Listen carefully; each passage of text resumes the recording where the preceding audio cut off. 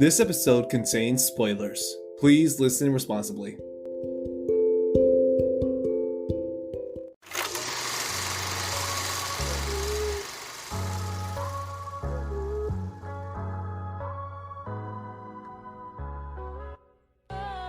Hello everyone, my name is Jason Ramirez and welcome to episode 5 of The Hit List, a podcast where me and a guest cross off films from our watch list by watching them.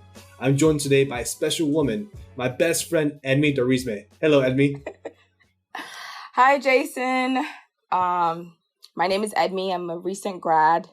That's it. That's all I have. I think this is a terrible time. Did I pronounce your last name correctly? You said Darisme, right? Yeah. Yeah. All right. I didn't think about it, so you must have said it right. All right. Yeah.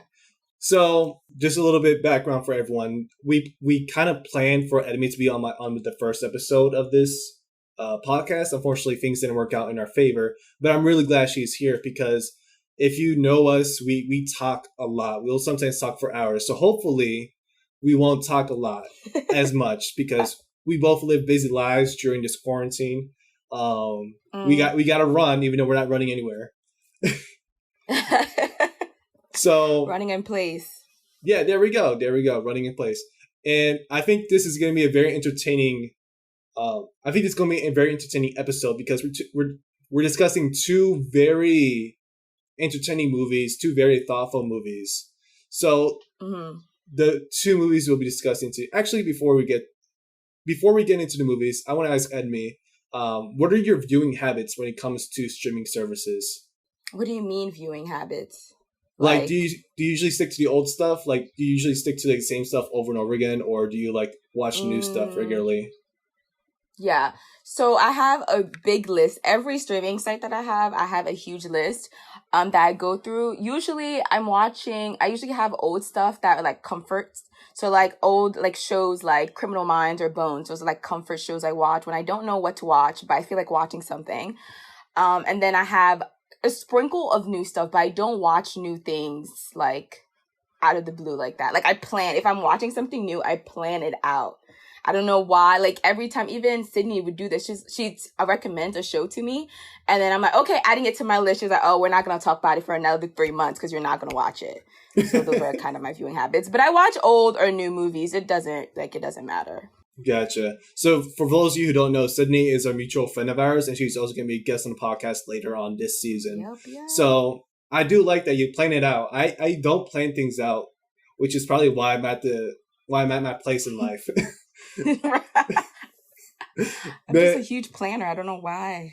No, it's a good thing. I think it's a good thing because you're like, I heard this is a tearjerker movie. So like, what day of the month would I be willing to watch a movie where I'm willing to cry? Exactly. But most of the time I'm in the mood. I'm always in the mood for like watching Gladiator or like watching those kind of movies or adventure. I really like if I'm always looking for something that's like Lord of the Rings that puts me in that adventure mood. We're going somewhere. We're going to find something. That's the kind of things I always gravitate to when I feel like, I don't know, Sunday nights, I'm always in the let's do some crazy mood. And that's an adventure movie. Yeah. I don't know.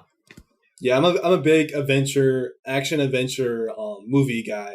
I'll watch it over and over again. I think I've told you before, Rush Hour is one of my favorite movies. I'll watch it over and over again because like the comedy, the action, the chemistry between Jackie Chan and Chris Tucker, like you can't match that.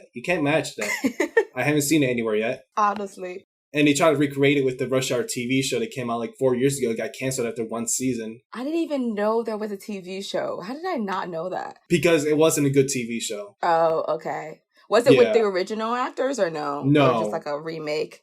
Yeah, that's why. Yeah, because like how are you going to have Rush Hour without either Chris Tucker or Jackie Chan? And I saw like a clip of like one of the episodes and they remade like the beginning of the film where Chris Tucker meets an arms dealer to buy C4. So they remade it. So like the person who plays what's his name? Carter? James Carter. Yeah. The person who plays him, he sounds almost exactly he's trying to go for the character of James Carter, but it just seems like he's just imitating Chris Tucker. So that's yeah. It wasn't the same. All right. So actually let's get back to what we're discussing today. So The two films we'll be discussing today are Starship Troopers, directed by Paul Verhoeven, and Moonlight, written and directed by Barry Jenkins. So these two movies are so great in their own respective right. We probably won't be able to have like the whole conversation we want to have right now because there's so much to discuss just for each film. Yeah. It's just a lot. It's a good thing because we both actually like the movies that we each recommended to each other. So I think that's a first for this podcast. That's a first. Really? I think that's why we're best friends, Edmy. Yeah, this is why we work. The movie, it was a good choice. I feel like you could do a whole podcast episode on each movie. That's how like crazy I feel like both movies were. Edmy, Moonlight was on your list. Why was it on your list? Well, it was on I think I first heard about Moonlight going into Oscar season. I always hear about the best movies so late. I don't know why.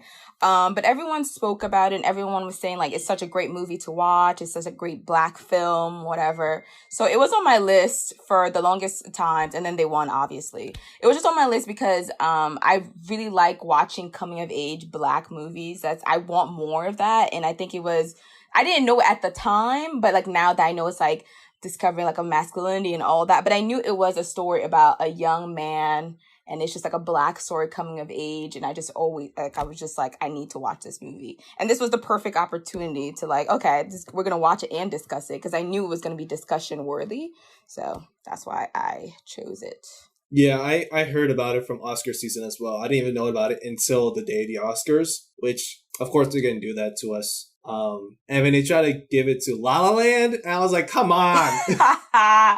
Man, not La La Land. The disdain I have for La La Land is very high. Like, I can appreciate it for like the way they went back towards the roots of musical movies, but I really don't like La La Land. I really don't. The thing is, I feel like I can't talk trash about La La Land because I never watched it, but it's because it's never interested me. And like, I just feel like it's so obvious what it was too. I was just like, okay, this is like a love story, a homage to like whatever, like Hollywood. But like, I knew as soon as I watched it, this is like a nostalgia thing for Hollywood to love. And I was like, this is going to go straight to Oscar season or to like award season. I just felt like it's like, there's like a lot of movies that happen. It's like, you know, that they're looking for awards or like it's going to be an award season type movie that they know. So it just felt too much like that. It didn't feel, and it's just, and I like musical-ish, you know, but I was just like, I don't, and I love Ryan Gosling. So it's just like, but I still couldn't watch it. And then after the whole thing with La La Land and Moonlight, I don't know. I just feel like I just can't watch it now. it was the whole gentrification they try to do in front of us live. Okay? Oh, live! Oh, man. On TV. Oh, man. But the thing is, like, the reason I didn't like it as much, there are many reasons why, but one of the main reasons is because they're not even that good of singers, right? Ryan Gosling and Emma Stone, they're not great singers. They're mediocre at best. And I was talking about this to like a girl back at community college, and she's like, "That's the point because like they're still chasing their dreams and not really master that." I'm like, if I'm gonna watch a musical, a big production musical, I want the actors to be great singers. Like, right? How is it the point that they're not good? Why would I root for them if they're not good? Man. I mean, I feel like when I look at like trailers and stuff, visually it does look stunning. Or I wouldn't say stunning, but it does look pretty. But Moonlight won for a reason. Like, yeah. I don't know. So enough La La Land bashing. That's an episode for another day. So did you like Moonlight? Yes, I loved Moonlight. There was just so many things. I just like from the beginning, it just didn't feel like I was watching them. I don't know like how they did this. And I was just like, this is just credit to everyone that worked on it. But I felt like I was in it. Like a lot of the times I just felt like I was feeling everything the main character was feeling. I was just like in his shoes. And I just felt all the anxiety that he must have been feeling. I felt it too. So I really liked the fact that I was like really into it. And I liked the fact that they broke it down to 3 parts. So that was really interesting. Yeah, I loved it. I loved the movie. I feel like we're going to talk more about like the extra stuff, but I really loved it. Like I know why it was such a big buzz, and I know why it makes it on so many different like lists of movies to watch. So I really, it's shot beautifully, obviously, but So good. Really Yeah, loved like everything around it was just great. And the thing that you said you felt anxious about it, I got PTSD. I wouldn't necessarily say it's PTSD It's because not like funny. It's not I don't funny. want to be self-diagnosed, but like Yeah. I've been in shoes where like I was a latchkey kid. Like I'll come straight home and like no one was home, you know. Mm-hmm. And I was also bullied in middle school until high school, like until most of high school. So like I know what it felt for him. Like I still had some of a Mm-hmm. support system because at least when my parents came home, like I felt the love there. But Yeah. Chiron, he didn't have that support system. Nothing. He had Nothing. And Teresa wait. and Juan, but that was it. Yeah. Yeah. And then Juan eventually died. Oh, that's another thing. Are we allowed to say spoilers? I mean, I guess we have to, right? Not like big spoilers, but I put it in the beginning of when I record this. Like it's a separate recording where I like we're gonna talk big spoilers here. So if you haven't seen the movie yet, okay. watch the movie and then listen to this. So like go Oh, ahead, okay, feel free. perfect. Okay, Because like perfect. I don't think it makes sense to like discuss a movie without discussing spoilers. Yeah, really. Okay, yeah. So there were two things. Well, first, like you said, like he didn't have really a support system anywhere until he found Juan, and he found Juan by like a happy accident. Well, not so happy accident. But another thing, his name is Chiron, and like I watch everything with subtitles. I kept thinking, like every time I saw the name spelled out, I kept thinking that it's gonna be Chiron for some reason. I keep thinking, I was like, huh. I feel like I think I met someone that their name was like it was a CH but they pronounced it Kai. So I was like Chiron would just sound so much. I mean, it doesn't matter, but yeah, it was just so insane because you could feel like how trapped he was. Like he didn't know he didn't know how to express himself. Like obviously in the first part he was this really quiet boy, and like he didn't know how to express himself in a world that tells him that he needs to be loud, in a world that tells him that he needs to be like extrovert, and not only extroverted but like extroverted his masculinity as well. Like he needs to be like macho or whatever. And that's just like it's like he was like so young. Like, he doesn't know how to do it. Like, he doesn't know what's going on. And then now he has to go home. He has to deal with his crackhead mother. And, like, your mom is supposed to be, like, your parents, your family are supposed to be, like, your stronghold, like, people you go to whenever, like, your support system. And you just felt, like, through his whole life, even through, like, third part, he wakes up and it's, like, a nightmare with his mom. So, like, that abandonment from the mom, when he had to give her money for a crackhead addiction. Oh, man. I felt it. I was just like, oh, so many The part things. where I really didn't like his mom was when she like lit up right in front of Juan. Like, who's gonna take care of him? Are you gonna take care of it? And she just like lit up right in front of him. I'm like, the audacity of this woman. Right. I was just like, how messed up are you? Because he's like, and then she's like blaming him for her crack addiction. And I understand like that, how a dynamic. But then also it was really cool how you could see in Juan how ashamed he felt that he had to deal drugs to like make, wouldn't say had to, but like he was dealing drugs and, that's the way that he's making his living. But then he kind of indirectly perhaps ruined Chiron's life a little bit because, right. if she really wanted the drugs, she could have found someone else. But like, he's probably, I'm thinking in his head, he's probably thinking about, man, I kind of ruined this guy's little life. And I was just like, that's crazy. But yeah, the mom, and she's a great actress for like playing that so well, because I've seen her in other things. So that was just like top notch. Oh, man. Let's talk about the bully and how much I hated him. I mean, he's a bully. What else are you going to do? But it's just like, he never did anything. And that's my problem. They just like minding their own business, and honestly, then that's the reason why bullies bully kids, because like they're easy targets. They don't have to do anything. I know this because I never bothered with anyone. I really didn't. Right. So, but like I was just an easy target. I was the fat kid. But like now I'm fat, but I know how to beat you up. I'm fat, but I know how to fight. Yeah, Terrell was just. Oh man, I didn't like him. But like I think that's a credit to the actor as well, the guy who played Terrell. Mm-hmm. Because I appreciate the actors who play villains very well to the point where like I hate the person, because like how else can you do that? Like it's a very acting is very hard. I know from experience acting is very hard, but like to make someone actually hate you for you because you acted this character, and it's just like, wow, like you really made me hate you. You did a good job. Yeah, you really did that. Oh man. Yeah. And I think also like every time they were dealing with Terrell or like bullying or like any kind of like fighting, like antagonist situation, like the camera movement also made you feel anxious and also / make you feel angry at the bully. So it's just like the relationship between the actor and the camera was really like, it was really showing out. It was really telling you guys, things are happening. Definitely. My favorite scene, obviously, like after he gets beat. Well, I guess before that, we should probably talk about Kevin. But the scene where after he gets beat up and he goes back to that school, the camera shots of that. Oh, I was like, this is what won the Oscar. Oh, man. This is it. Oh, my God. Let's talk about that. Let's talk about the sound in this, because did you hear the silence after he hit him with the chair? Like, that's a very real reaction. Silence. That's a very real reaction whenever, like, the bully, like, hits back. Like, you're not supposed to do that. Oh, snap. It's like record scratch. How did we get here? It was just like... I want to see someone do an edit of him, of like Terrell being beat to the ground and then record scratch. Probably wonder how I got here. And then go back to... Yeah. I'm sure it's there somewhere.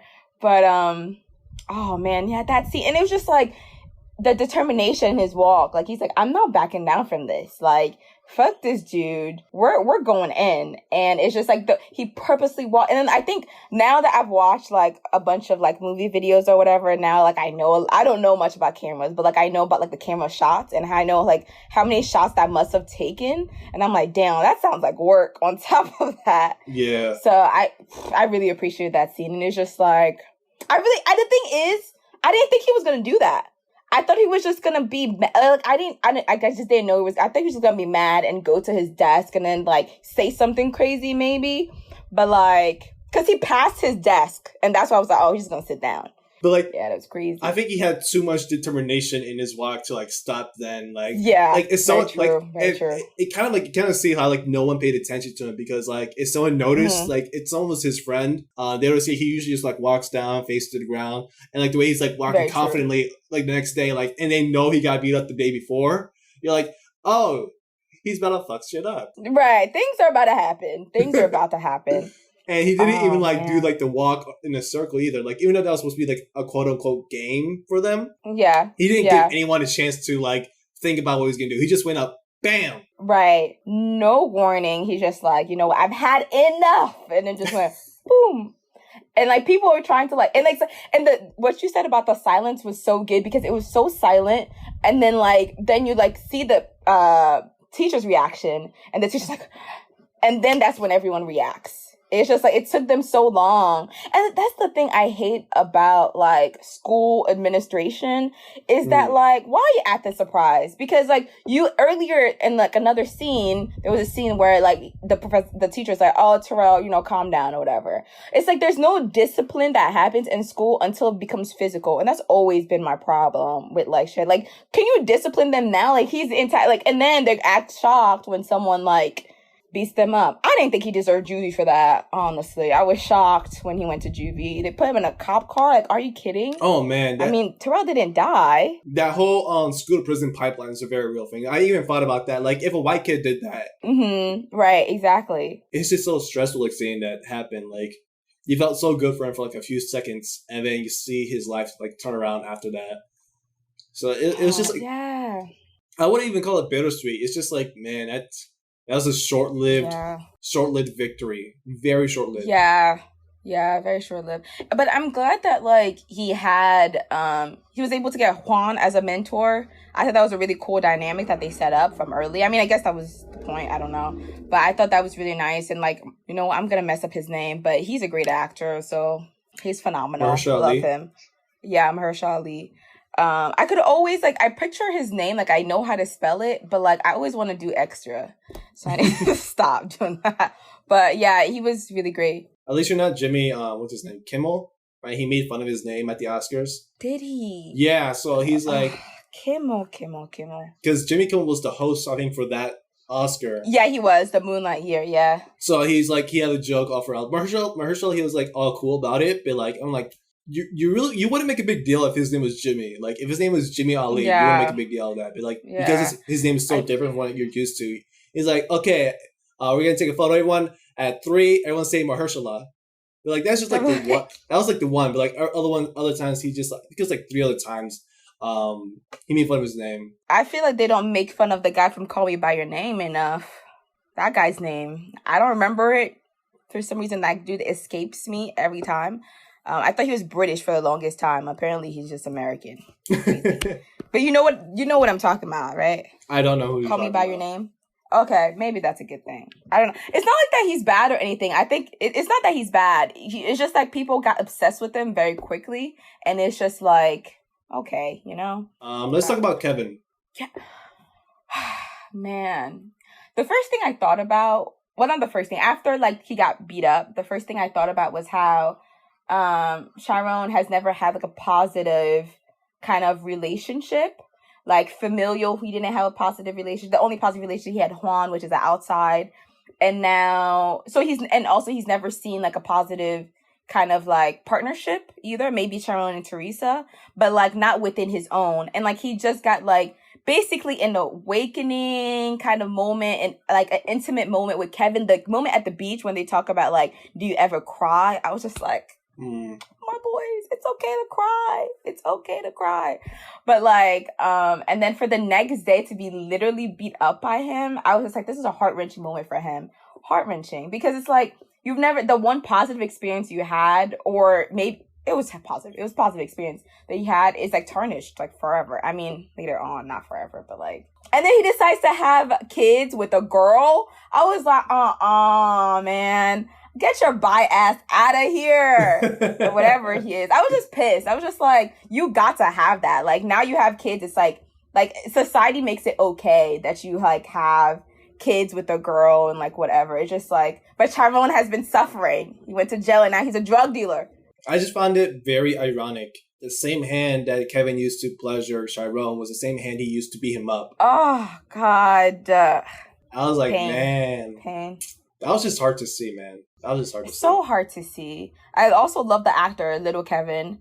Or not Little Kevin, but like Chiron's Kevin. Yeah, Teenage Kevin. It's just, I just know like that must have felt so horrible for Kevin too. Because like not the whole movie, but the movie is also addressing masculinity and what it makes you do and like what little things that you have to like kind of conform to. And like you could see like visibly, even in the cafeteria, he was nervous with the conversation with Terrell because he's like, I'm not doing that anymore. Like, I'm not beating anyone up just for the sake of beating them up.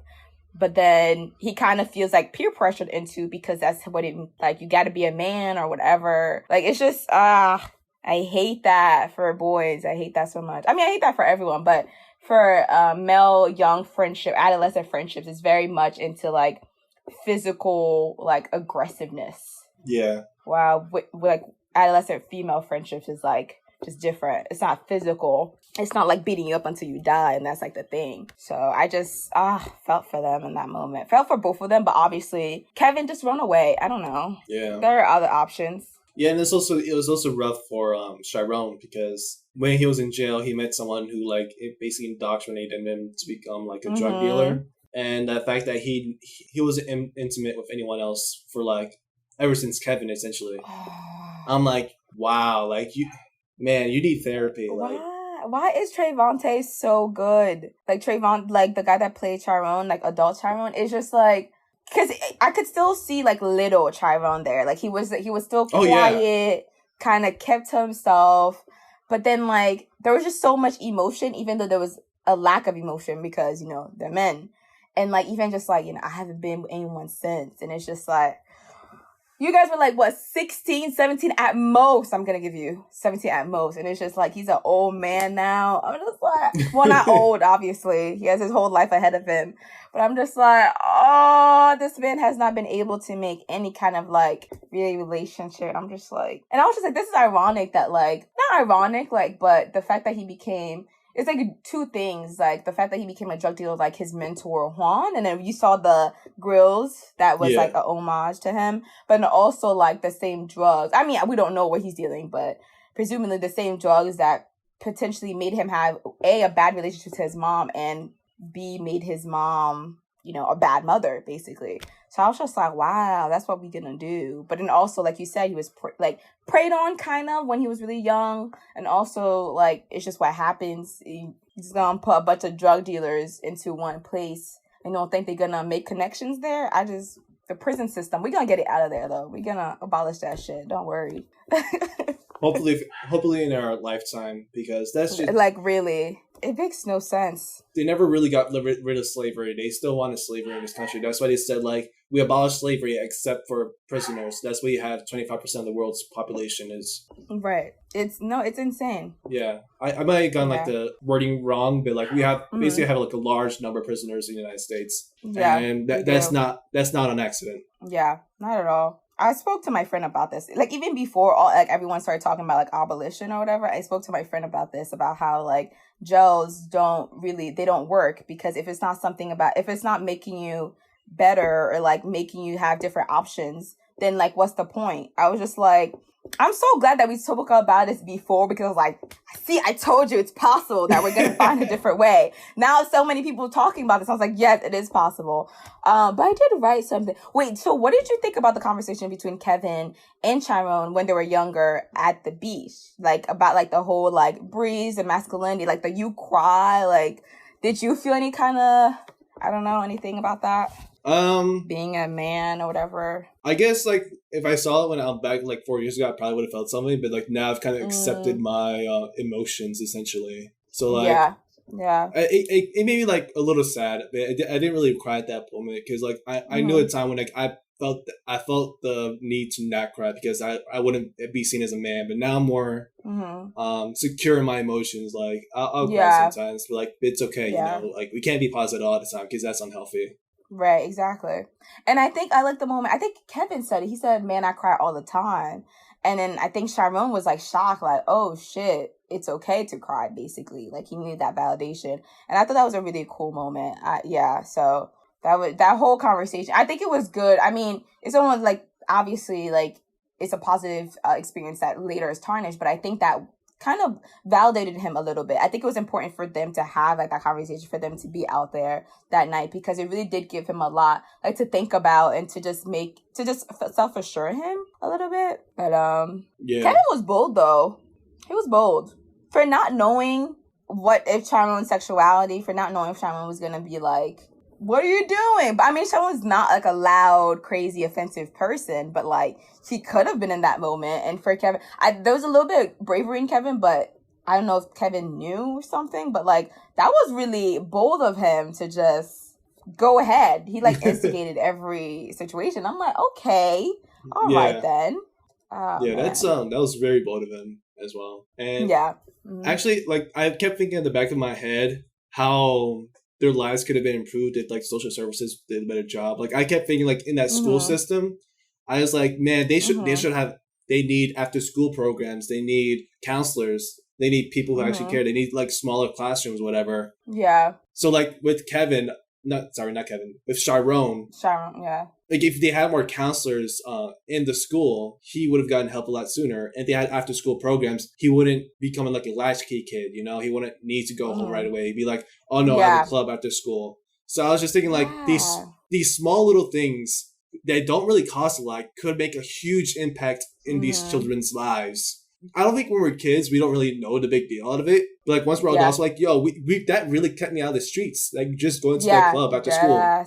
Yeah, and, like, with him, like, the after school thing, it's just, like, you could feel how scared and nervous he was as well, like, going home. Oh, man, and then, like, and then I think, a good moment for me was a big moment for me was when he was, like, when Terrell actually came at him, like, out in the streets or whatever. And I feel like in most movies, we expect him to just, like, we expect Chiron to just, like, you know what, I'm done, I've had enough. I mean, I guess his moment is later on with the chair, but I expected him to fully just, like, knock him out. But I know that Chiron is too small, he won't be able to fight back. It was gonna be a point where he gets beat up. I expected that situation to happen, and it happened later on in a more intense and intimate way, when it's, like, Kevin, this guy that he probably likes, and, like, his childhood best friend hits him. But I think I expected that, so I feel like watching other movies, I expected that scene so much. When it didn't happen, when Chiron was just like, man, let me go, or, like, whatever. You could tell he was scared, but he was trying to, like, be like, no, man, leave me alone, I'm just gonna go. And I was like, oh, okay, he didn't do that, all right. But then they did it so much worse. They were like, okay, we're gonna give you that false sense of security, and then boom. Oh So I man. thought that was interesting. And the thing that started is because Terrell made fun of Teresa, and because he said like I heard she gave free head, Oh yeah. Oh my god. and then he got Actually, mad at that. Yeah, as anyone should, like disrespecting your mother like that. But you know what? I automatically Not thought his about mom, that like the when mother figure, the mother figure. oh, it was Teresa. Teresa, That's because who he they were made fun making of fun. Teresa. Terrell made fun of Teresa. Oh, I thought they were making fun of Paula, his mom. Oh, that's even worse. That's really worse. But in that moment, I was thinking about, you know how on Twitter people are always like, not always, but like some guys are just annoying. They'll post things like, "Man, I can't even imagine like you're a kid and then like other kids in your class find out that your mom has an OnlyFans." And that's what the first thing I thought about in that scene. I was just like, all right, it's so stupid and irrelevant. But I'm like, bro, that's exactly what's gonna happen if that were a Last year, the situation. joke was premium Snapchat. Like, Oh if yes, the premium chat. like they said, like man, rappers are gonna grow up in like 20 years from now. They're like, yo, I was so hungry, my mom had to make a premium Snapchat, yo.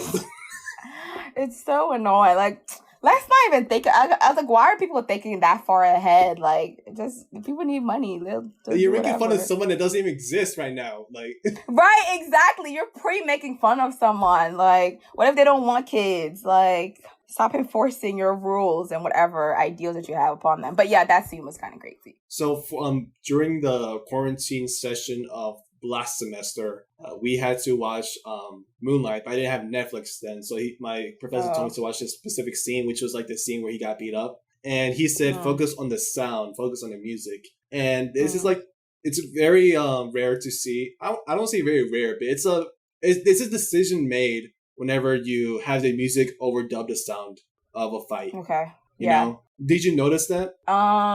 Wasn't it silent or was it the orchestra? Because I feel like there's a lot of orchestra elements. But was it? I don't remember. I don't remember the sound. I remember it was the orchestra. Okay. I feel like I don't remember the sound. I feel like I more remember the camera work and what it was fixated on. It was fixated on Kevin and then Chiron, and then it was like doing the circular thing. But I don't think I noticed that specific music. What was like the significance of like the music choice or like the choice that was made? So honestly, I Like, think what does it mean? I think at this point it's just this is like the moment when the English teacher asks you why is the door blue, and you say, oh, the door's blue because it's blue. It's like, no, it's because the author is trying to signify sadness. I'm like, nowhere in the book does it say. That's what I thought. Yes. Okay. I hate when they used to do that. Oh. So like, yeah, that was just like a mention of that joke. But like, there were moments where I was like, oh, that's a very creative, how you say, decision. So like when his mom yelled at him, like, don't look at me. Yes. When you first see it, you don't know what she's saying, but you can essentially hear it, but you can't hear it, if you know what I mean. Yeah. She did that very well. Yeah. And then later on, like, oh, so that's what she said. Yeah. Yeah. Oh man, I watched actually like before getting on this podcast. I watched a video about like Moonlight, like the decisions and like the music, and I think they put an emphasis on the fact that most like coming of age like movies about like Black teens or just like Black people, there's always like emphasis on putting like rap music or R&B music, but then there was like this decision to like have kind of like orchestra music playing and also the silence. There was just a lot of more silence because it's just like, just makes you more present into it. I don't know. I was just like, man, so good. It made it seem more theatrical. That's the word I'm looking for. I feel like the movie seemed just like bigger than it was. I was just like, what? I was just watching a simple coming of age movie and it just felt like, I don't know, it just felt like more because of like those choices and those decisions of like the silence and the orchestra. And then it's just like, and it felt, also the conversations felt real too. Like it didn't feel like sometimes you watch movies and it's just like, oh, okay. Movies or shows really. I think shows mainly do it. But it's just like, oh, okay, they're just trying to do. But it's just like, it felt like a real conversation that people would actually have. Right. And obviously it was shot beautifully. Like we know this. The water scenes were really cool. I was actually thinking this, like, this is pretty interesting. I really like this movie. And then I like scroll like a little bit, I move my mouse a little bit and I realized, oh, it's been an hour. I didn't realize it had been that long. I'm like, oh, it's been an hour already. Wow. Okay, right. It's what? And then when I was checking the time because I didn't feel like there was enough resolution for me yet, and I was like, okay, how much time do we have for me to get a little bundle wrapped up?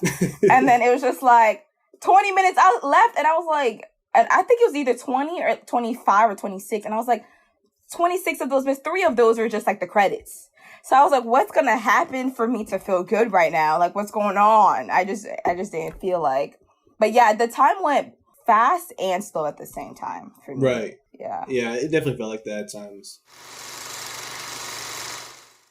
So, Edmy, do you think you should have seen Moonlight sooner? Yes, I definitely should have. Because if I had seen it sooner, I would have been outraged and everything with the Oscars. I feel like I would have been more present. Like I said before, it was shot beautifully. I felt like I was really in it, which is not common in a lot of movies. Like, you don't really get to feel everything that the character is feeling. And then I was anxious, and I think I gasped when they kissed. When Kevin and Tyrone kissed at the beach, I was like, oh. But yeah, definitely should have watched it earlier. But I'm glad that I watched it now, and I'm able to discuss it. Because I don't think I know a lot of people that have watched it. Or at least to discuss it with anyway. How about you? I've been saying this a lot with a lot of movies I've been seeing, like with this series. I think I'm watching it at the perfect time right now, not because of the quarantine. That's an obvious, because I don't want to be quarantined. No one does. Right. I think it's better now that I watched it now, because I appreciate it a lot more. Because like I was still trying to like get rid of old prejudices back in like 2016. Like back in 2015, I saw Sense8, and it changed my view on the LGBTQ community. It really changed my view. Really? So this is why representation matters, because you see these films and you see them from their perspectives. I'm like, oh, so they're just regular people. So if I saw it back in 2016, like which is a year after Sense8, I don't think it would have the same impact on me. But I think it's better just seeing it now. Gotcha. Yeah, Sense8 was a phenomenal show. And now a word from our sponsors. Now back to the show.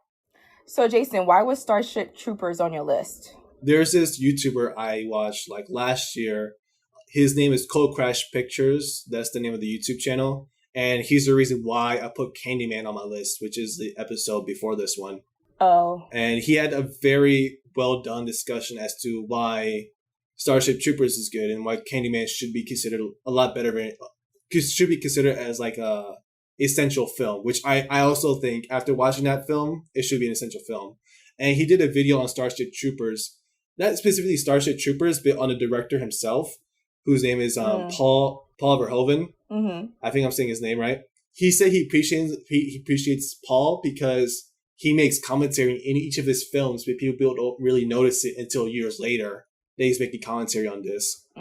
So one of his movies, it's famously panned by people. Back at the time, it was panned by people, but like it also made money in the home video rentals. It's called Showgirls.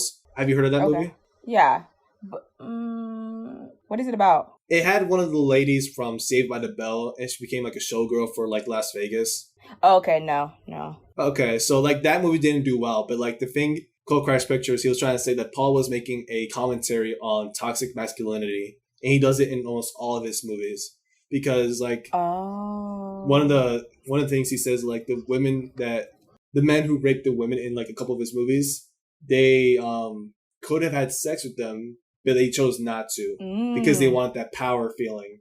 Because that's the observation he made. I'm like, oh, so like that was just like Showgirls, and that was like from other movies. So and then he said Starship Troopers was a satire. I didn't know it was a satire. I thought it was just like a straight up sci-fi movie. Let's talk about that. I watched the commentary. I'm like, oh, it's a satire. But like, I didn't really get too into that. That's why it's on my list. It's a very long explanation as to why it's on my list. So the thing is, you texted me the day after I watched it, and you're like, just finished watching Starship Troopers. I really liked it. It's good to know that it's a satire, like going into it. And I was like, you see, that's the thing. I did not know it was a satire. Like, there was a moment where I paused the movie and I was like, is this supposed to be serious? I was is this a comedy? Huh? What moment? Oh my God. I don't even know. I think it was when, the moment where they actually, like, where the main guy was actually going into like the military thing. Because I knew, like, the whole, like, thing with the girlfriend. I know that was like, oh, they're just doing, like, teenage romance, whatever they do. But I think it was, like, the moment where they actually, like, went into, like, his training. I was like, this can't be real. But I was, like, looking for the genre, and I was just like, is this a I was, like, looking for anything that said comedy. I was like, what the hell's going on? But it reminded me, I don't remember. I'm trying to, like, rack my brains to remember what YouTube video I watched, but I watched a YouTube video not about Starship Troopers, but mentioned it. They mentioned the director. They mentioned the director did not like the book and like literally made he said he hated the book, Yes. couldn't get through it, Yes. and then made the movie and then made it a satire. And I was like, this must be the movie I'm watching. But I'm just like, the thing is, when I first watched the YouTube video, like, it wasn't about Starship. It was like, whatever. Like, the moment passed. It was like a 5-second, like, talk about this guy, and then it goes on to whatever the actual YouTube video is about. I was just like, why would you adapt a book that you don't like? Like, it doesn't make sense to me. That was like my first, I was like, why'd you agree to this? You could have said no. I was just like, but then watching the movie, I was like, points were made. But also, like, what the fuck was that? I was like, how crazy must the book have been? Because the book was probably serious. So the book was a serious book, but, like, he made it into a comedy. Yeah, so I was going to get into that. The book is, hold on, let me see. The book is written by Robert A. Heinlein, and it was made in 1959. And he wrote it seriously. Like, he actually had the ideals. And, like, I'm like, that's crazy. I read his wiki. Yeah, I read it. Bro, like, he's dangerous. And then, like, it was controversial when it came out too, because people were saying, you're advocating for like authoritarianism, and I don't know how to say that word, but like you're advocating for like a militaristic, dictatorship regime. You're advocating for children to military lifestyle complex. Exactly. And, there's so many things like. Oh my God. And he said like basically it's like you cannot be a citizen until you've done service.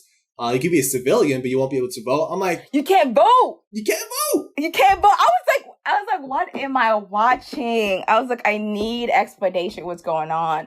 Because they were like, well, to be a citizen. I was like, huh? And then you have to be, and then the girl was saying like she wants to be a politician, but she can't be until she goes to war or she joins the military. I'm just like, what is going on? But I just like rolled with it. I was just like, I'm gonna stop trying to make it make sense. Yeah, I think for like the woman that wants to be a politician, it wasn't that. I think she says it looks good to have like service background, but also because like how can you be a politician if you don't have the right to vote? Like, you know, points. You just be like points. Yeah. So like it's a whole reason why. But like I was saying, I hope the Republicans haven't seen this movie because like they'd be like, you know what? Not enough people are joining the military. We gave them free college, so we're just gonna say no more birthright citizenship. You just become a citizen after joining the military. I'm like, yeah, bro, no. And where'd you get that idea? Right. What was it about the girl? Like, this is the shower scene, but the girl, when she said that she wanted to have babies and she can't until she joined the military? Is that what? I really didn't understand that. I think there's like more lore behind it. I think there was like population control. And also like there's like a very imperialistic background because if you remember, their high school is in Buenos Aires. Like they're from Buenos Aires, but they're not from Buenos Aires. They're definitely American. They white as fuck. In the propaganda news, they said like in Latin paradise, Buenos Aires has been destroyed. It just shows like this kind of like how California, Texas, they were all like colonized after Mexico sold them to like America, to the United States. Yeah. That's probably the same thing that happened before the events of the film where like Latin America was colonized by the United States. Gotcha. That's what I think what really happened. So that's why there's like this whole thing behind it. And also like the thing is, back to like the director not liking the book, he went through two chapters and he told the writer of the screenwriter, he said, you know what, this book is boring. Just tell me what happens, dude. Oh my Because he already decided to make the movie. And he's like, oh, this would happen. Because he said it was too far right wing.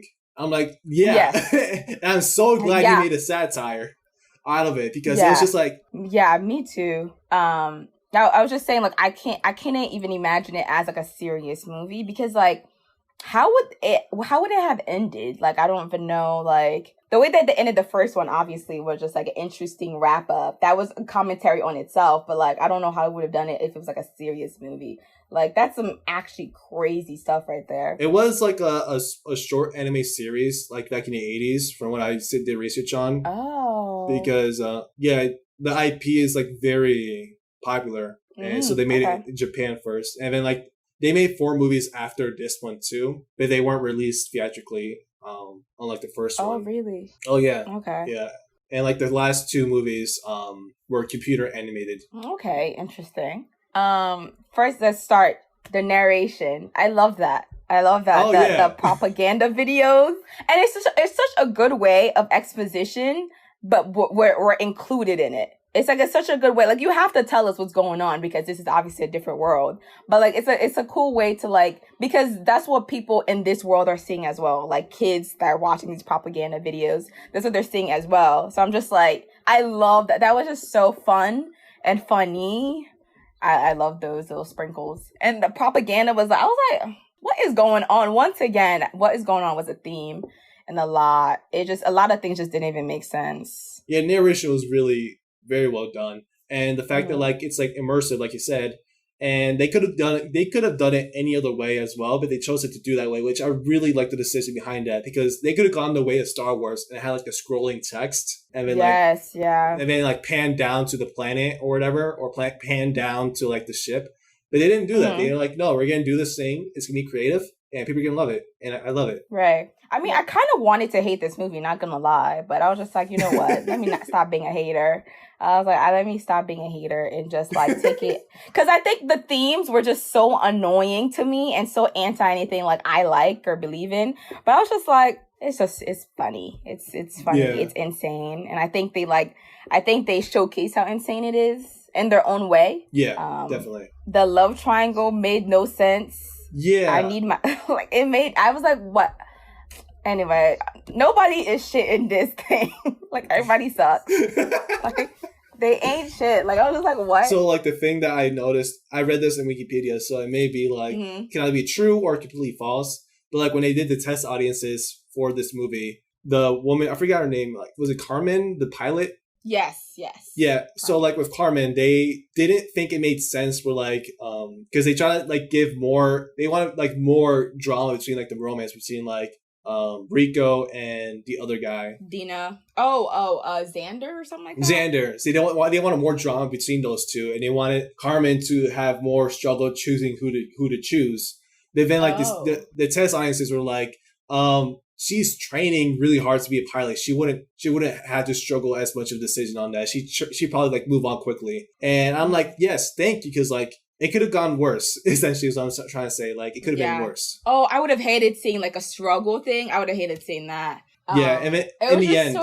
in the end, it doesn't matter. In the end, Rico, she's supposed to kiss Rico for saving her, and then people didn't like that either. Like, what? She went through all that, and she's gonna, like, kiss him, like, now? Like, what? Oh, and also, yeah. It also would have been disrespectful to Rico, because his girlfriend just died. I don't want to say his girlfriend, but you know what I mean. A very close friend of his just died, like, I think, like, 2 days beforehand, and then, like, it probably been disrespectful to Rico. So good choice, a good testing audience. They really did that. Yeah. I just didn't What were you gonna say? No, it's like I just want to say, like, it's probably true or not, but like I think it's like leaning towards true. But like, I'll fact check at the end of this. Yeah. It wouldn't matter, but they made some good choices. Cause I just felt like, I was like, what is Dina? What does she like about this dude? Why? I was like, what does Rico like about Carmen? I was like, there's just so much going on. But I did appreciate the fact that Carmen never backed down from, like, she's like, yeah, I'm gonna be a pilot, bro. Like, you already knew this.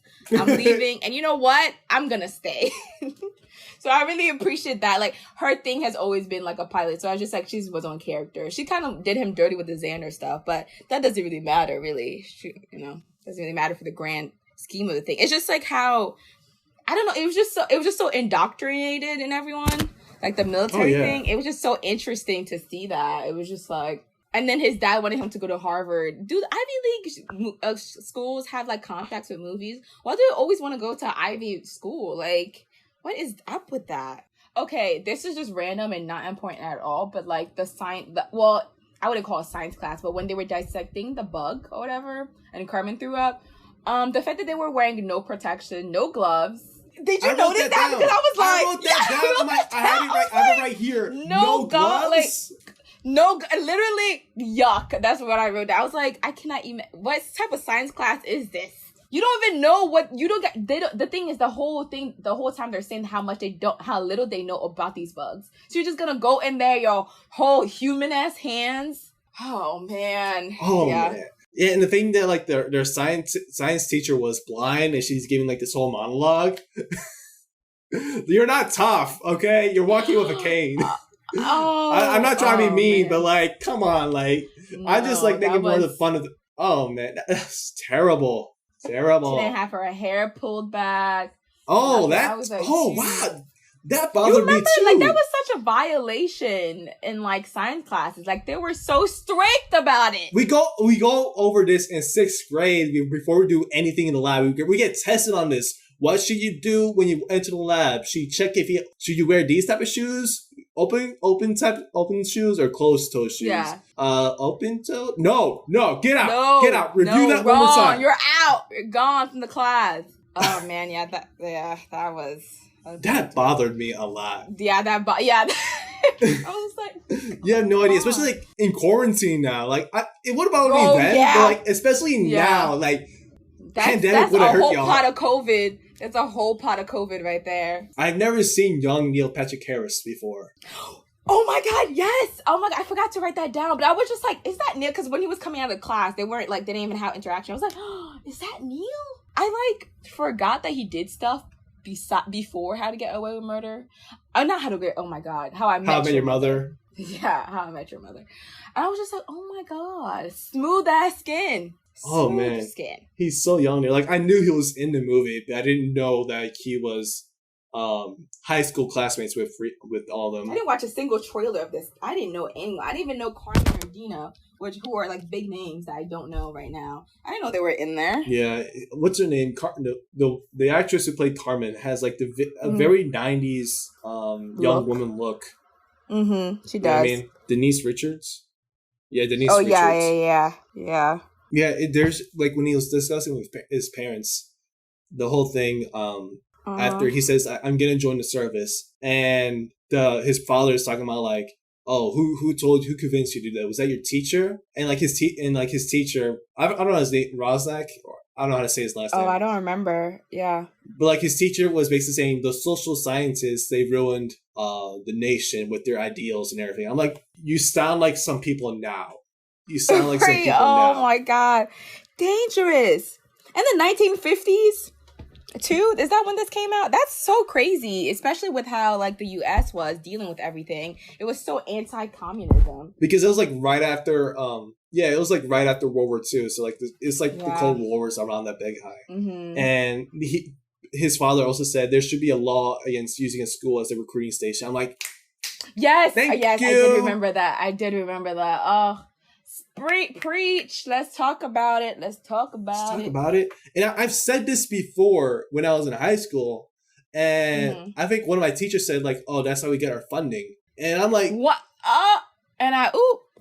Because some of my selective service, like they get, if they don't have like a table at like career fair, they won't get all the funding for the school. I'm like, do you not see how fucked up that is? Yeah, the military service has a lot of pots everywhere. You know, they fund a lot of Marvel movies. Yes, they give money. Yeah. Oh man. When I found that out, I mean, it didn't shock me, but I was like, oh, okay, so that's what we're doing. It just makes more sense when you find that out, you know. Because I was like, no wonder that dude in Black Panther was like the good guy, and I was like, really?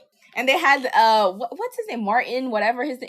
He's like such a cutie guy. So he's like non-threatening looking, sounding, and I was like, yeah, okay. Well, that's his character. That's been his character since like the comics. Like he was supposed to be like a buffoon, kind of character. That's his character. But like I know what you mean because especially because like the Iron Man, the first Marvel Universe movie came out. It was a criticism of the U.S. military. Exactly. And then, like, later on with Captain Marvel, one of the reasons why I didn't watch it is because it was used as propaganda to get girls to join the Air Force. The Air Force, yeah. I was like, how dare you? Oh, man. And it wasn't even done that well. But anyway, we digress. We digress.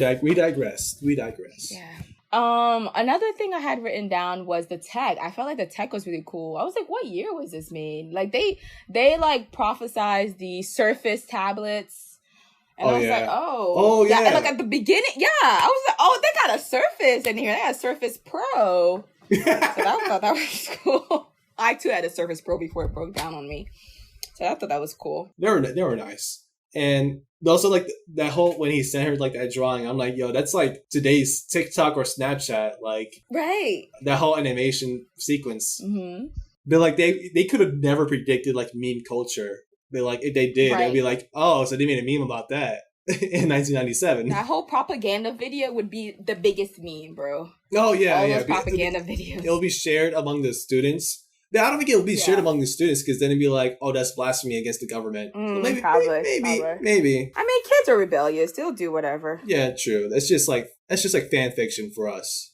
Fan theory? Nah, fan fiction.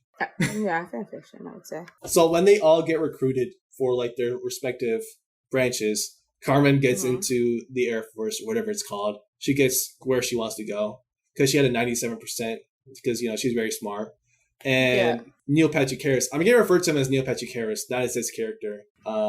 He gets into games and theory. And even the guy who's like stamping their documents, he's like, yo, what? Yo, I'm gonna salute you next time I see you. Like, that's right. Yeah. Like, wow. Like, he's also like that sidekick. Like, I don't think it's like a huge like. Then it's not talked about enough in the film. I think it's talked about like a little bit, just his position. They like breeze through it that he's a psychic, and like I felt like they didn't really explain. And that's a good on them, because they're you're supposed to be in there, whatever. You're supposed to understand everything that's going on. But like the fact that they were doing exercises about like being a psychic, like I was just like, huh? What? I was like, they're it's in different areas. There's so much happening. It's not only a military thing, but there's powers.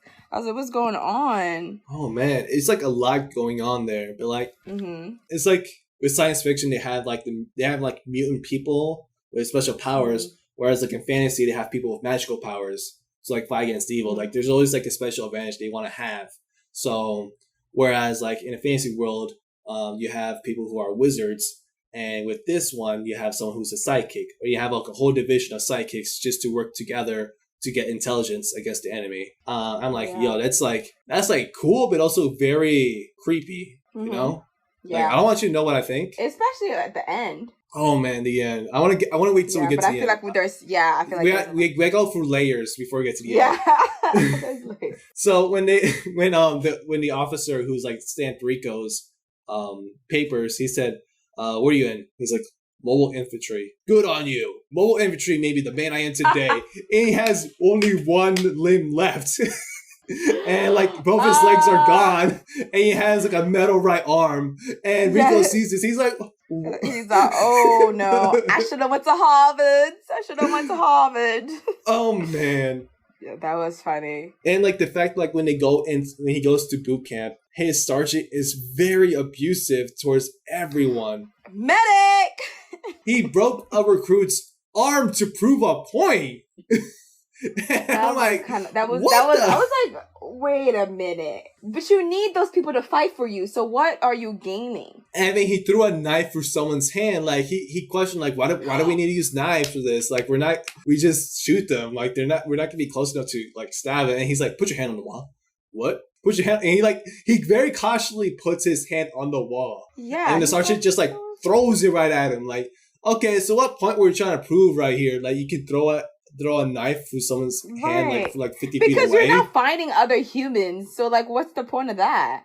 That was such a dumb demonstration. I was questioning their training as well, because like when they did like the live training, their training was not good at all. When they did most of the training, like they're using guns, but they're using human targets. Like they're using like human mannequins for targets. And I'm like, you're not fighting humans, you're fighting bugs. Like that's like your whole structure. And then when you guys like fight bugs, is eventually you're so vastly unprepared for it because that wasn't in your training.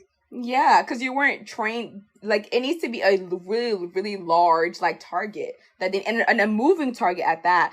And I think they were telling them that you had to, like, specifically, like, shoot at a specific area that will actually, like, kill the bug immediately. It's, like, a very small target, too. So it's, like, I don't know how to pronounce this word. Like, margin of error. It's, like, a smaller margin of error, a larger margin of error. Mm-hmm. There's, like, a margin of error, essentially. Yeah. And we've both done, like, target shooting before. we both know how it's hard to like shoot a gun. So like if you yeah, aim and for I'm like practically blind, even though I'm not. Okay, let me not come for the community like that. I'm not blind, but I just don't have hand-eye coordination. yeah, but like the thing is like it's easier to like that's why like when they do like when they train cops to like shoot, they have it towards the body. They don't have it towards like a certain limb because like your hand can move, like the body's hard to move. That's why you shoot the larger target. Whereas for like the bugs, it's like a very slim figure essentially. Yeah, yeah. Oh, I have here the mixed shower room.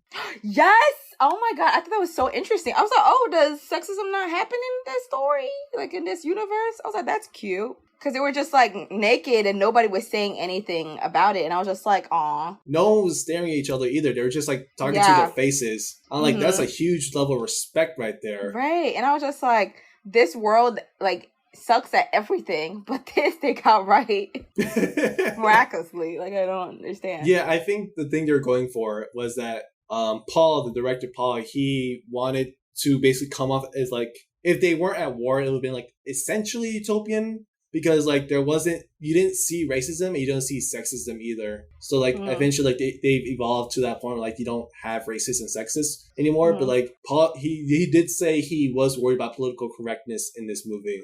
Oh, okay. Because everyone was in the war. It wasn't like specifically for men. It was everyone. Is he saying that because they had a common enemy, they all had a common enemy in the war, that like there was no kind of those like prejudice or barriers in like humans? Is that what the idea was? I think that's essentially what he was going for. Like, that's the ideology, the reasoning behind it. Which kind of sucks. Like, we always have to have a common enemy to actually become friends with each other, isn't it? I know. But the thing is, my friend said that. She was like, oh, I feel like we just need one common thing to really unite all of us. And I was like, yeah, Corona was it. Exactly. And look at that. That was the common enemy. That was the enemy, like an enemy that's coming for all of us, regardless of sex, race, age. And look at that. So I was just like... And he still had to make it a political thing. Exactly. So I was like, listen, it's not... At this point, it's just us. There's nothing... It's just America. It's just America. Yeah. It's just the United States at this point. Yeah. So I was just like, but anyway, yeah, the showers was it. And then I thought it was really also cool idea. And there's always these scenes. And like those war movies, there's always a scene where everyone talks about their background and like their aspirations. So I like that they added that. It's cool to see like, and it also offers you more about this world, because obviously other war movies are just like regular war, like a fictitious war. But this is like, we don't know what the hell's going on. I really like the fact also that they added this, like, when the reporter, first of all, the beginning with the reporter dying, and we get to see what actually happened. Like, why was he, like, move, dude, run away. And, like, even the videographer, I was like, run!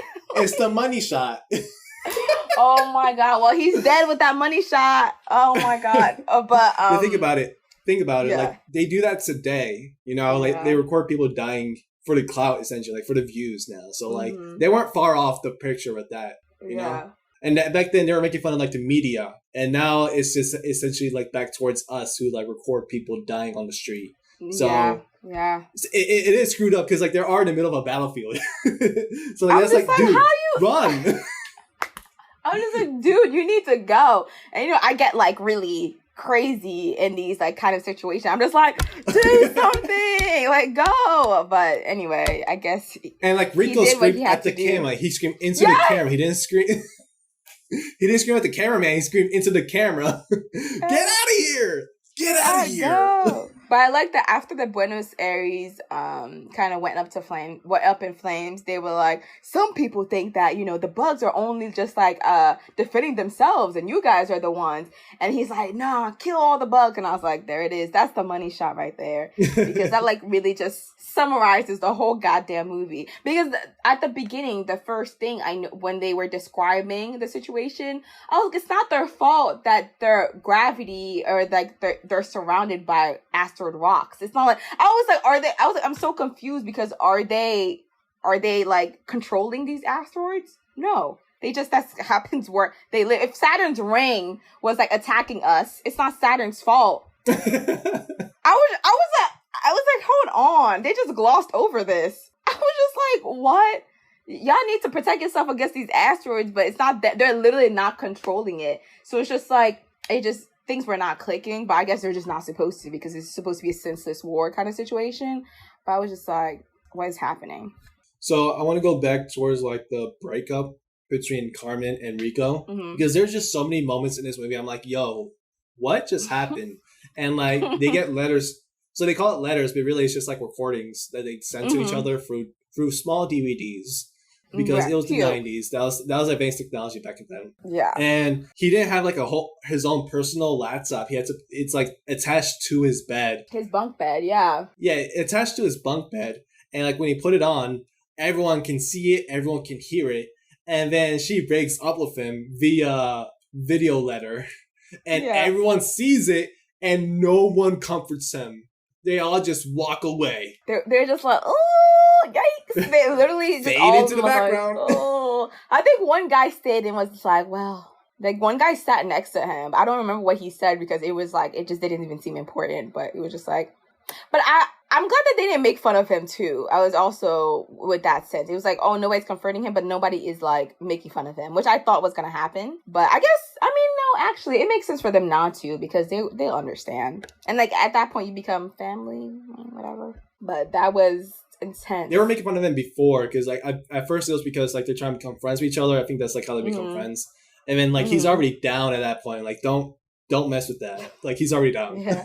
Oh, of course. That's the scene where they go in training and he's like the lead and the guy dies. Oh, yes. I was like, wait a minute. Did that just happen? And it's just like such a blow too. Like it was like, I think it was like a hole in his eye or something. Or unless maybe I dramatized it.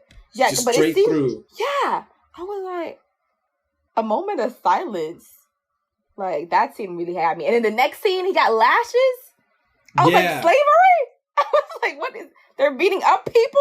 Did you notice it was a black man whipping him? Oh, no, I don't think I noticed that. Or I guess I didn't put any significance on that. Yeah, it was a black man whipping a white man.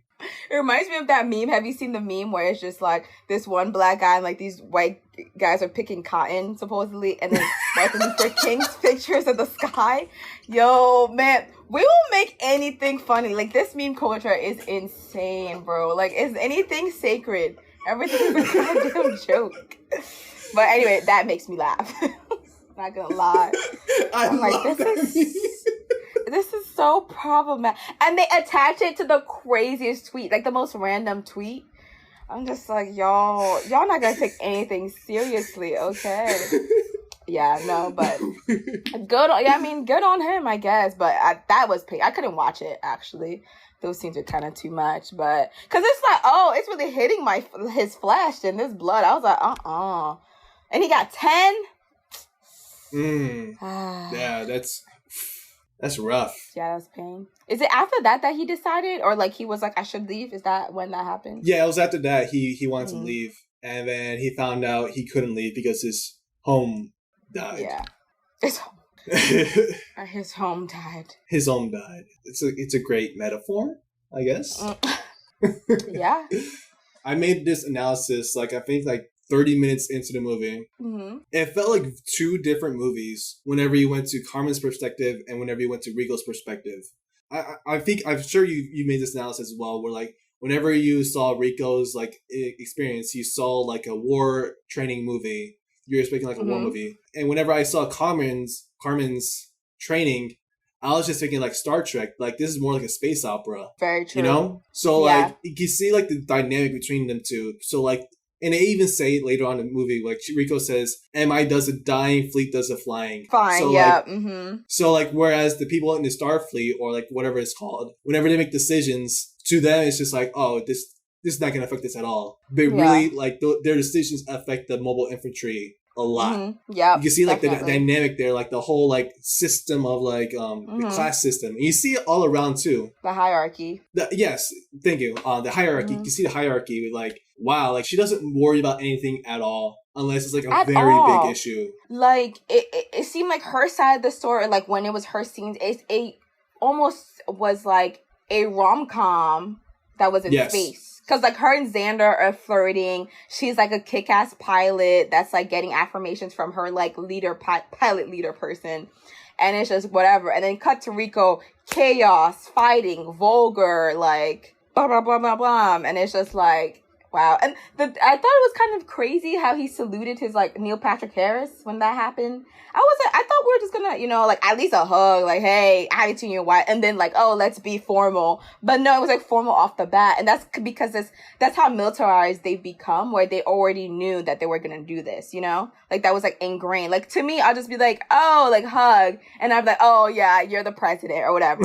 Like, yeah, let me go ahead and just, like, make a joke. And it's like, no, like, they were fucking serious. I was like, okay, weird. If I ever become president, you're allowed to hug me first and then salute.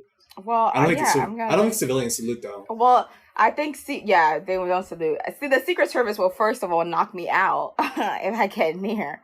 But the Queen, you have to bow. Still, I was like, in 2020, like, can we not? Yeah, so I put in my notes when they did like the propaganda news, like right after, like when they did the Buenos Aires thing, you see like their small kids doing their part essentially when they're killing like bugs, but they're not the bugs that they're really fighting. And you see like the woman, she's like cheering them on, and I'm like, yo, this.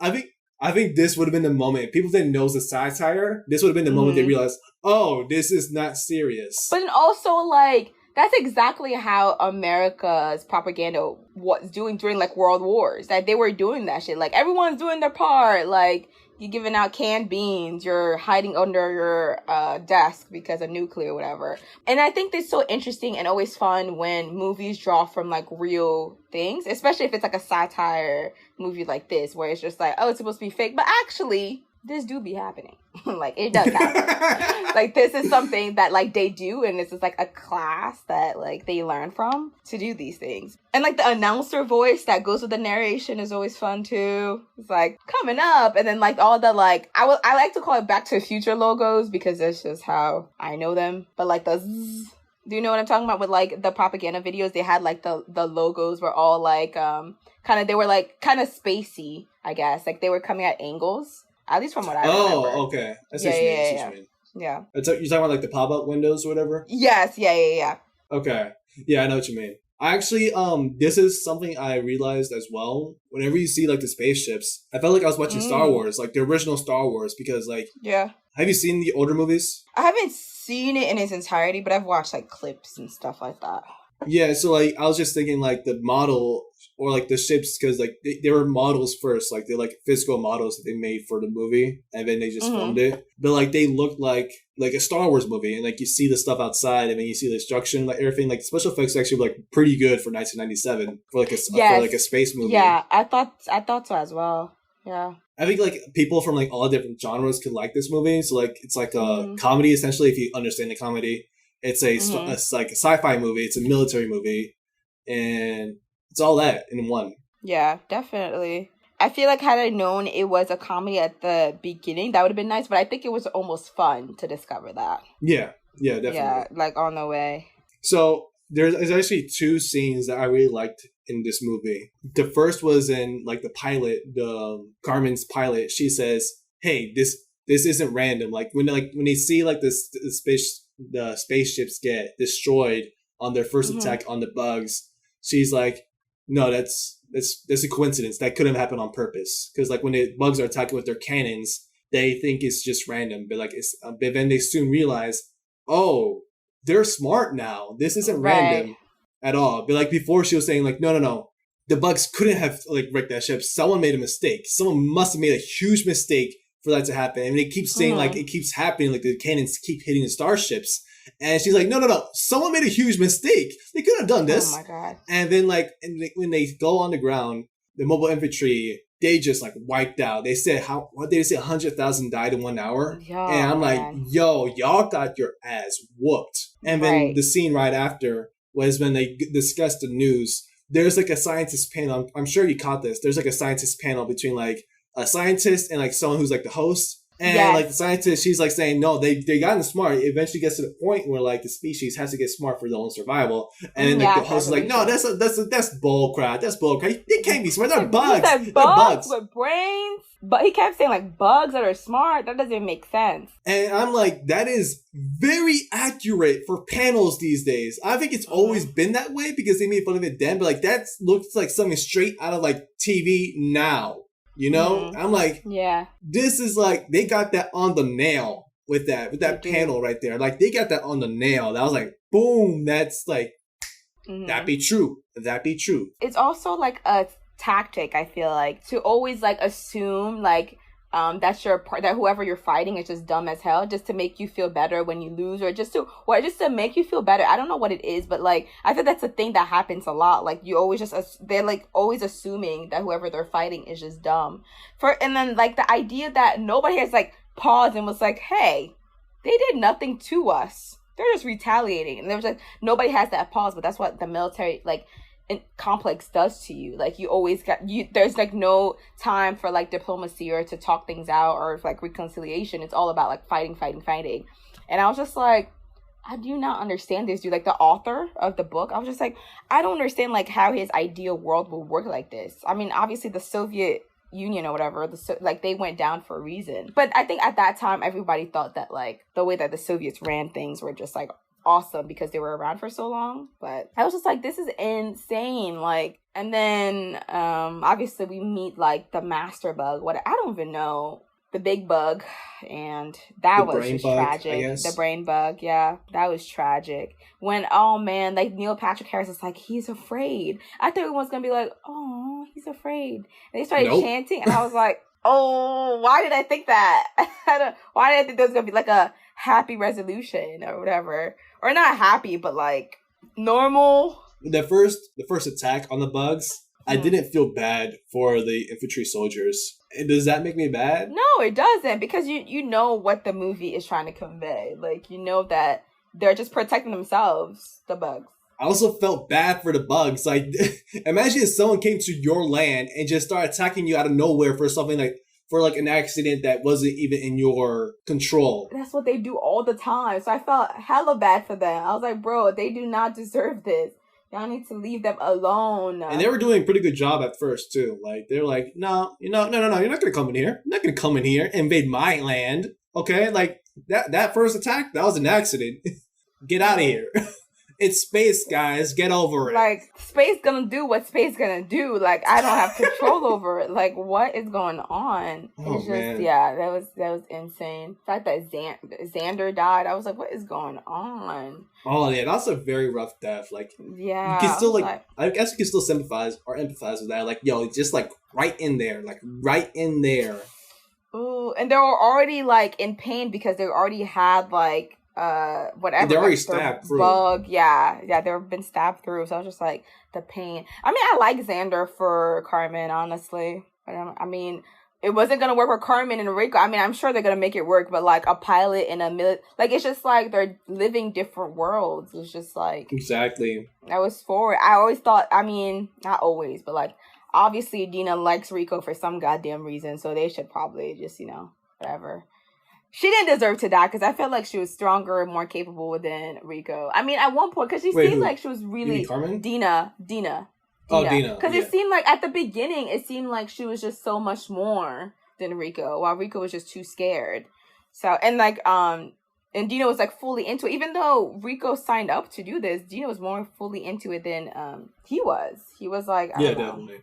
And she was more willing to take down the sergeant in the beginning too, but like she still lost, but she was like, no, I'm all in on this. Right, yeah. So I also made a note that like there were like very quick promotions in the army in here. Yeah, how would you like to be a sergeant? How would you like to be a lieutenant? Huh? How would I like? What? Oh, that was insane. Apparently like if you don't die, you're promoted, or unless they find someone better, which they probably won't because like you'll die before that. That's how quick the turnover is. Because people keep dying, so you get promoted really quickly. Oh yeah, that's why they tell you like don't accept a job that like that accepts you too early, because they're like something's going on there.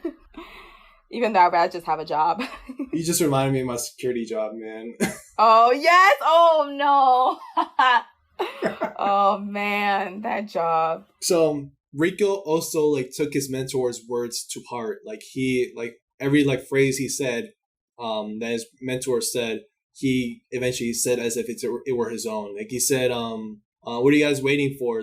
Are you guys waiting to live forever or whatever? Like before they go to war. Yeah. And he also said to, I think Neil Patrick Harris's character, he said, because he asked him, do you want to be lieutenant? He said, I think I'll take it until I die or you find someone better, which is the same thing his mentor said to him. Yeah. So like, I guess that just shows how much mentors have an impact on us. Like we'll sometimes like take on their sayings as well. That's what I mentioned Zuko did after Uncle Iroh did. Uncle Iroh died. Oh yeah. His whole persona to like help people, Yeah, I bet he did, and like you can tell with like the son. I mean, obviously he's like a well-adjusted. He doesn't seem like he went through the torment that Zuko went through, but yeah, he seemed like a cool, calm, collected military general. Side note, Zuko's son is attractive, and I'm still trying to figure out how animated people are attractive, and that's something that I've been wrestling with myself for ages. Like, I don't understand how that's possible, that you're animated and I think you're cute. Like, it's just like,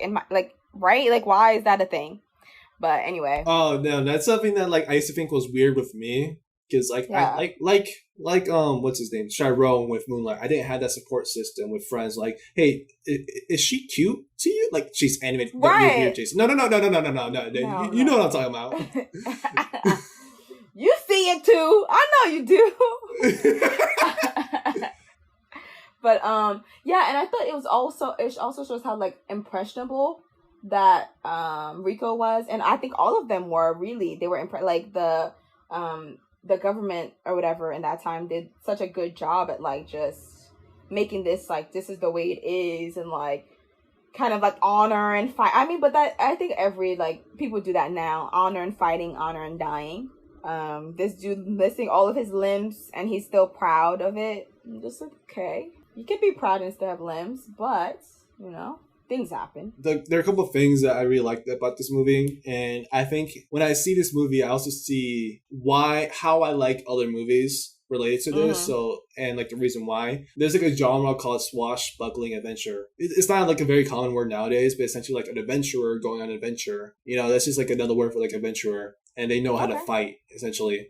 So other examples of this movie are like The Mummy and The Mask of Zorro. So like those are classic swashbuckler movies. With this movie, what I felt was like it's like a pulp magazine story, where it's like one of those old sci-fi stories you'll see like they're like for a dime in like those old 1950s movies. They still have those nowadays, but more to get more popular, you just publish it online.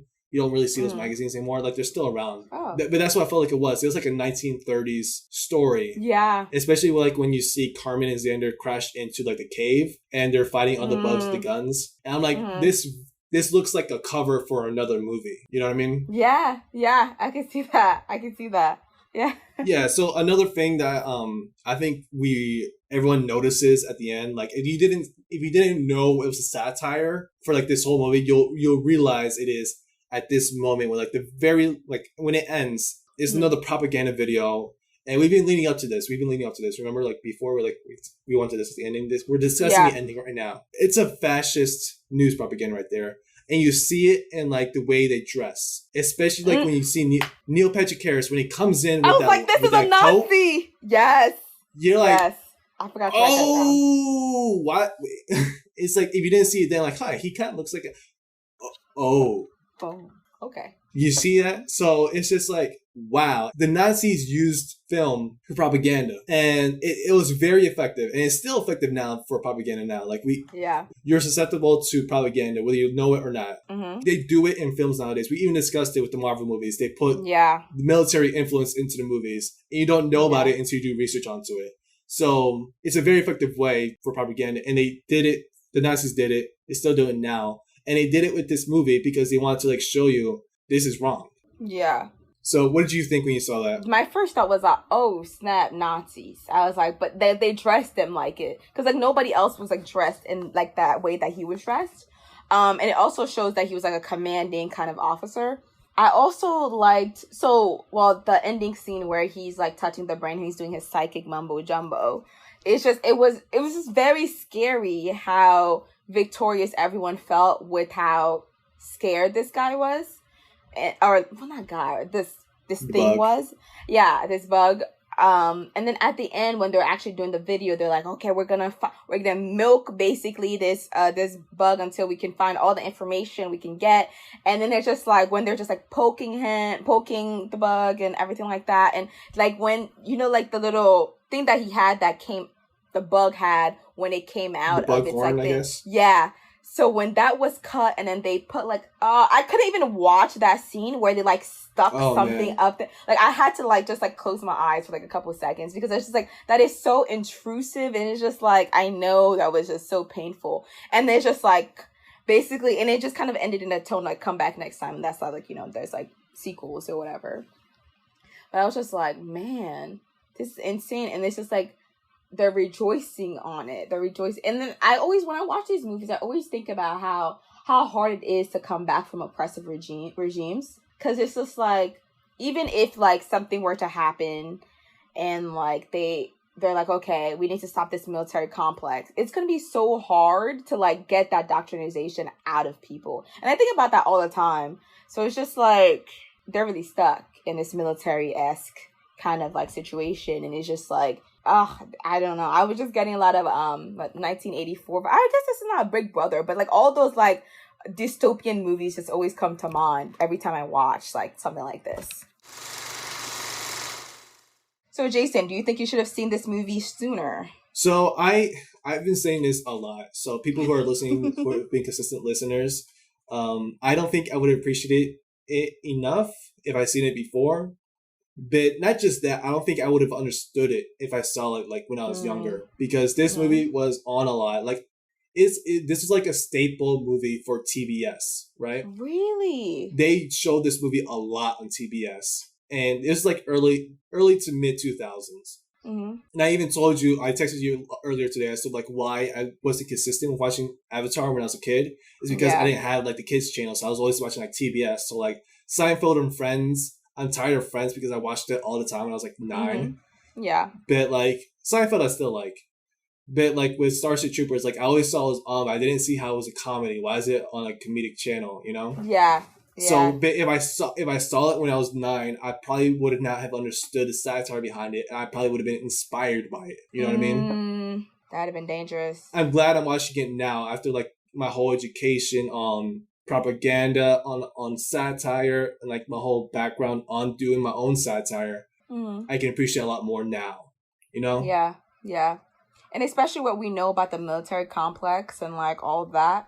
Yeah, I think it's a good movie to watch like older rather than younger, because younger I wouldn't have understood it, and I was just like, what is going on? Like, I mean, I was saying the same thing, but like it was like a funny what is going on. Yeah, definitely. This was a good choice. I didn't think I was gonna like when I saw 1997. I was like, oh, here we go, here we go. But even look older than 97, like you said, like not in like not just like the cinematography or whatever. It kind of looked older because of like the way that they were talking and everything. I guess because it's a military movie, but I was just like, it's an old movie, but not too bad. So actually, just another quick note on this. This should be like a PS, postscript, whatever. But I found an issue after I watched this movie. I did a little more research on Wikipedia. Rico in a book was Filipino, and his whole family is Filipino, and his whole name is Juan Rico. Really?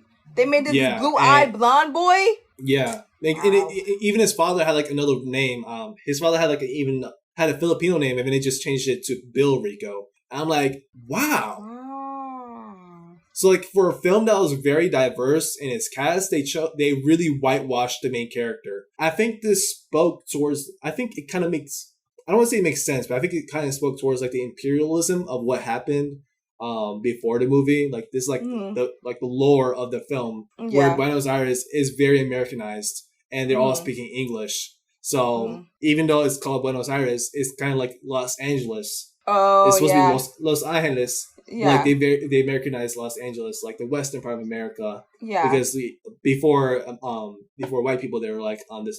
I don't want to say before white people, but before like the United States conquered that place, colonized that place, it was held by the Spanish. Yeah. So that's what I think is what happened, like with the film. Like maybe that explains why he's a white character, but I don't know. Like that kind of bothered me at the end. You know, like when I found that out, like, oh, he's supposed to be Filipino.